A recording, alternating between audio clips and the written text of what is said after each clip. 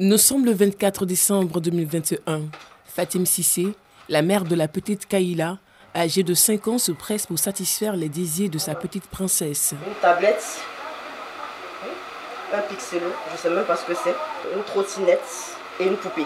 Une voiture télécommandée aussi. Cette liste est la résultante des bonnes notes obtenues par Kaïla au cours du premier trimestre de cette année académique. Cette année, on est coincé parce qu'elle a promis d'être première, donc si elle est première, elle a droit à tous les cadeaux. Donc du coup, elle a été première, on est obligé de lui donner tout ce qu'elle demande.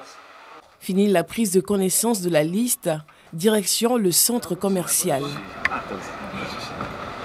Pour que la surprise soit belle, Kaïla est chez sa tante, la sœur à sa mère. On la déplace pour être tranquille pendant les achats, pour pouvoir, comme je l'ai dit, faire l'emballage tranquillement, cacher les cadeaux et tout ça.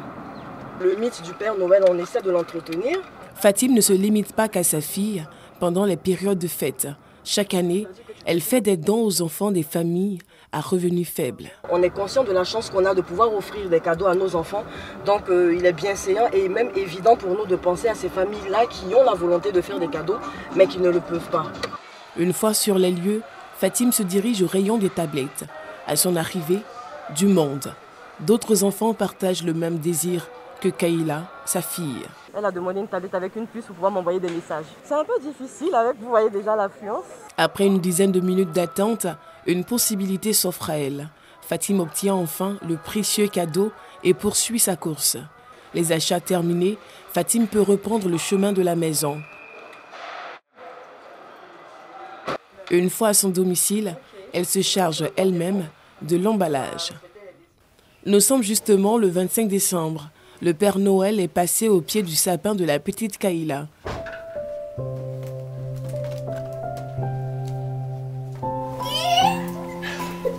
Kaïla ne peut plus attendre. Aidée par sa mère, elle déballe ses cadeaux.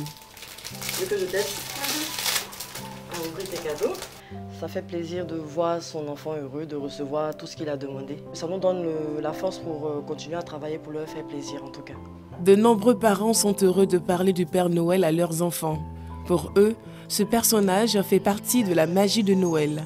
Si certains enfants mettent en doute l'existence du Père Noël, ce n'est pas le cas de la petite Kaïla. Elle croit, dur comme fer, au Père Noël. Merci Père Noël. Yopougon, Maroc.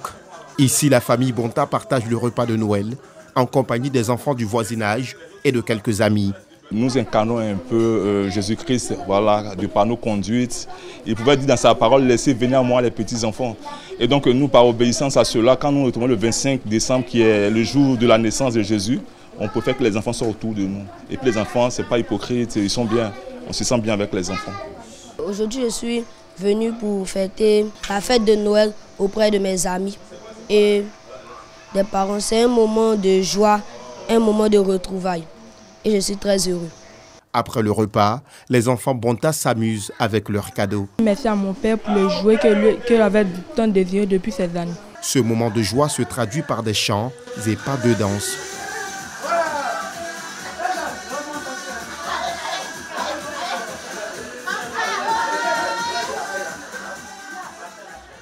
À une centaine de kilomètres un peu plus loin, un autre décor s'offre à nous. Mathieu Corré, agent à la SODECI, préfère passer Noël devant sa porte en compagnie de sa femme, ses enfants et petits-enfants. Peut-être le soir, les plus grands, on va dans un glacier pour prendre leur glace et puis on rentre à la maison. Quand les enfants sont contents, toute la famille est heureuse. Et c'est tout le quartier qui est heureux. Le petit Maël Corré et ses frères sont tous heureux.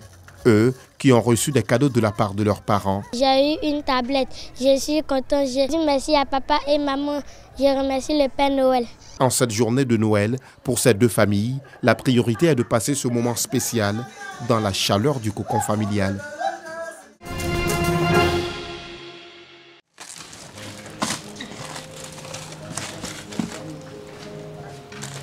Oui, allô, bonjour Mariam.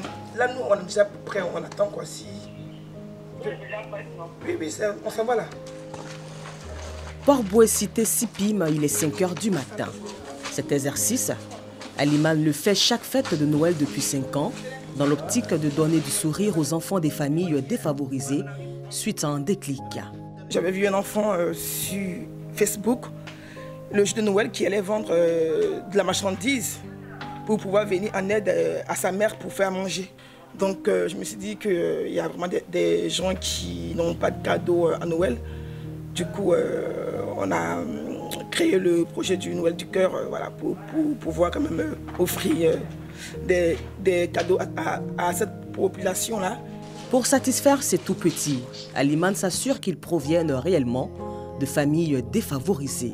On a vu le quartier, on sait que c'est des gens qui sont en situation de grande précarité. L'embarquement fait, cap sur la commune de Koumassi, campement, le quartier choisi pour la célébration de la fête de la Noël. Il y a un bébé ici, oh c'est un petit bébé. On a un cadeau, ça va bébé? Allez, joyeux Noël, c'est pour toi. Il est content.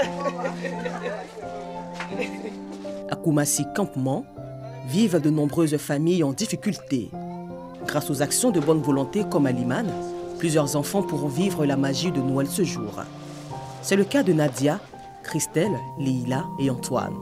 Ce matin, chacun d'eux se réveillera avec un cadeau à son chevet, une grande première pour ses enfants.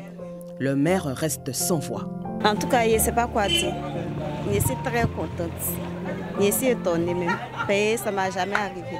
Je suis très heureuse parce que je ne m'attendais pas à ça ce matin. Merci beaucoup à vous. La magie de Noël continue dans ce quartier avec la distribution de cadeaux. À défaut de cadeaux, certains enfants profitent quand même de la fête organisée. Mais ce n'est pas un cadeau, mais je suis contente parce que j'ai dansé pour cette année au Noël. Avec ou sans cadeau, ces enfants issus de familles défavorisées prennent la vie du bon côté. Ils entendent profiter pleinement de la magie de Noël avec l'insouciance qui caractérise les enfants.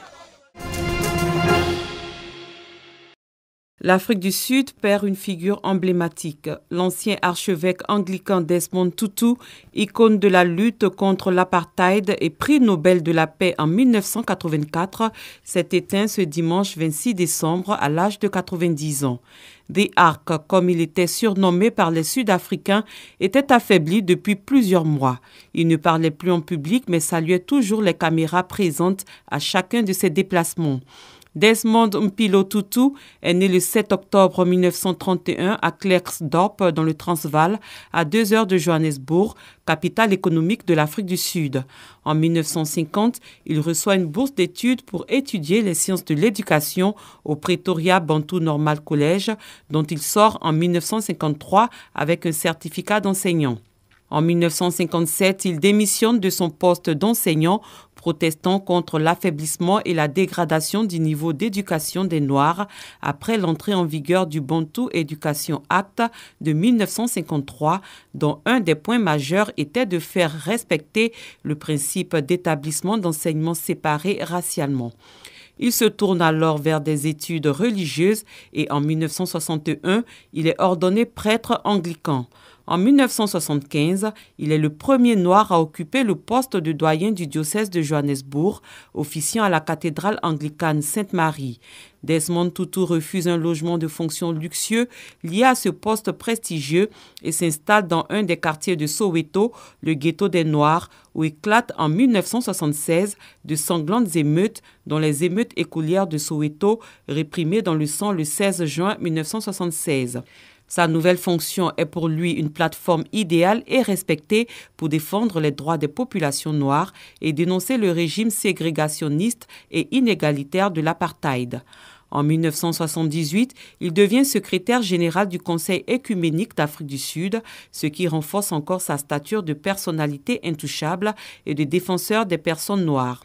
Il devient la voix du militant anti-apartheid Nelson Mandela, incarcéré, qu'il n'a jamais rencontré en prison, mais dont il partage les fortes convictions. Il plaide pour une action ferme mais non violente. C'est cette détermination pacifique au service d'une juste cause qui lui vaut de recevoir en 1984 le prix Nobel de la paix. Le 11 février 1990, Nelson Mandela est enfin libéré après une détention de 27 ans et devient en 1994 le premier président noir de la nation arc-en-ciel.